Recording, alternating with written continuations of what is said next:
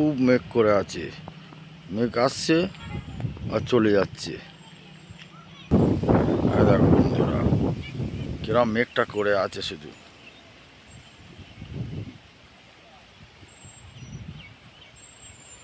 আর ঝড় হচ্ছে, ঝড়ের মতন হাওয়া হচ্ছে এখানটা খুব। এখানটা একটু আগে ময়ূরগুলো ছিল সব কোথায় পালালো।